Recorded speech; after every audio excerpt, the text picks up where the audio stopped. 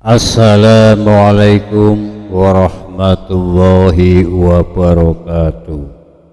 Kiai Abdul Hamid Pasuruan, dari masa kecil hingga karomahnya. Lesem merupakan wilayah di Kabupaten Rembang, Jawa Tengah. Di Lesem cukup banyak orang dari bangsa Cina yang sukses berdagang. Selain itu, banyak juga orang Lesem lahir tokoh-tokoh ulama karismatik. Salah satunya Kiai Abdul Hamid.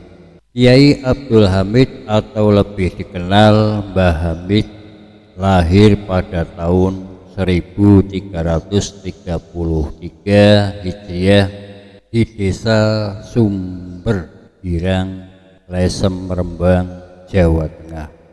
Ayahnya bernama Abdullah bin Umar, seorang tokoh Islam yang rajin dan taat beragama, sedangkan ibunya bernama Rahanah, putri dari Kiai Sodik. Ia adalah anak keempat dari 12 bersaudara yang dilahirkan dari rahim Nyai Raihanah. Mukti kecil bukanlah anak manis yang sehari-harinya diam di rumah, melainkan tumbuh sebagai anak lincah dan nakal. Meskipun begitu, Mukti rajin membantu orang tuanya. Dalam usia yang masih kecil, ia dididik oleh ibunya dan membiasakan sholat 5 waktu berjamaah. Bahkan saat Mukti ketinggalan sholat berjamaah, ia menangis hingga sang ibu mengulangi sholat dan berjamaah bersama. Mukti juga sering disuruh ibunya membawakan oleh-oleh untuk disampaikan kepada gurunya, dan ia merasa senang sekalipun oleh-olehnya sederhana.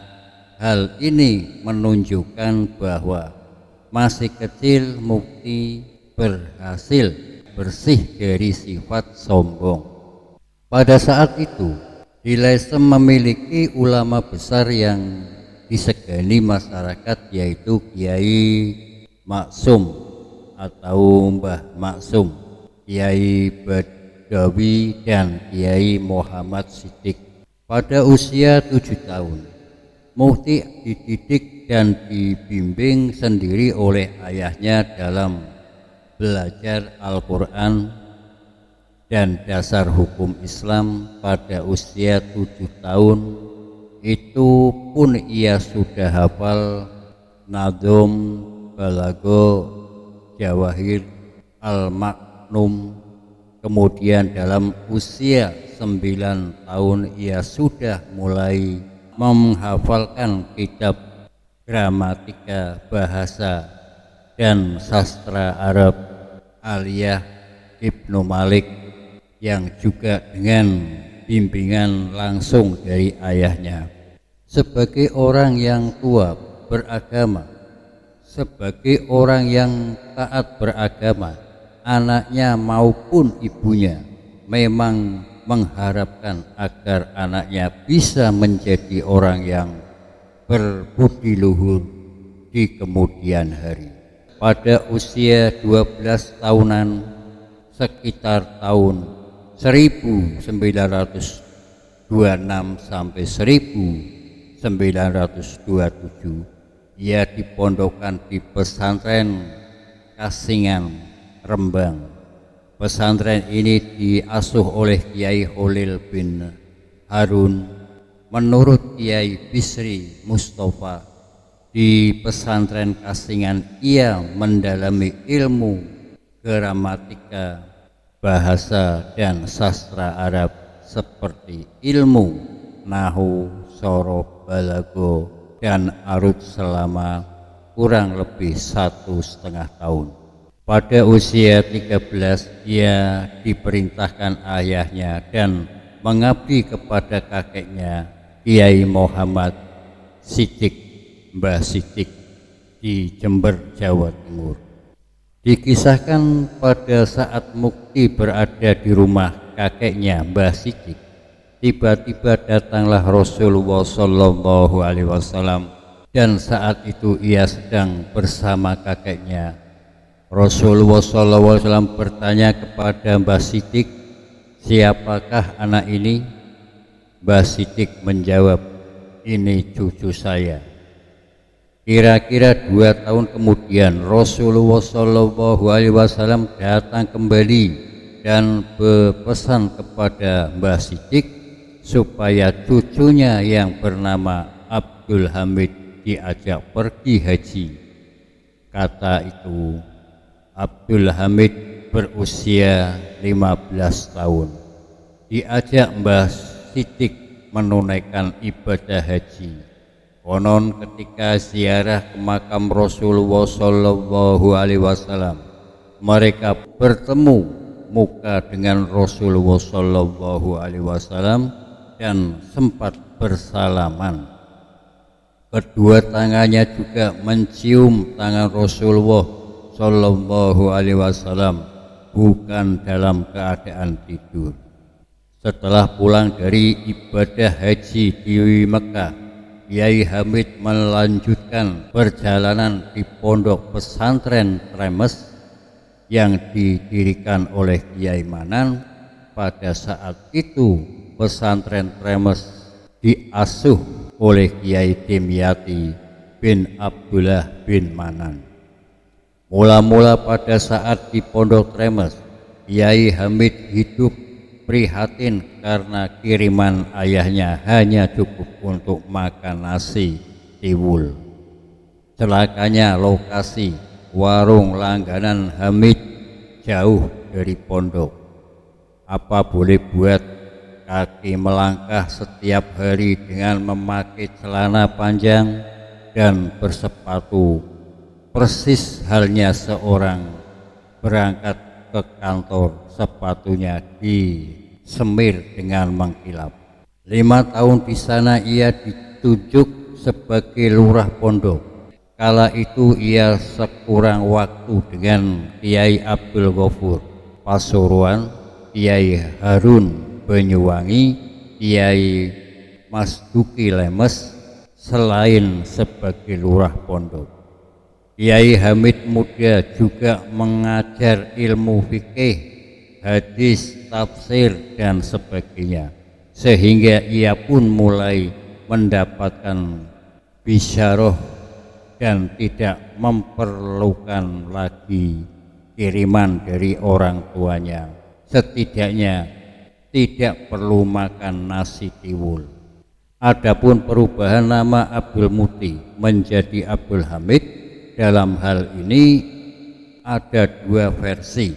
Menurut buku karya Hamid Ahmad disebutkan, begini, orang-orang itu banyak yang memanggilku Haji Hamid atau Kiai Hamid daripada orang-orang keliru, lebih baik aku saja yang mengalah. Namaku diubah menjadi Hamid, namun tidak jelas kapan nama itu berubah, kata Kiai Hamis saat wawancara Kiai Zaki Ubaid. Sedangkan menurut buku karya Abdullah Siddiq, nama itu berubah ketika ia memondok ke Kasingan Rembang sekitar usia 12 atau 13 tahun. Kiai Hamid meningkah usia 22 tahun dengan sepupunya sendiri, yakin Nyai Hafizah bin Kiai Ahmad Usairi bin Kiai Muhammad Sodik.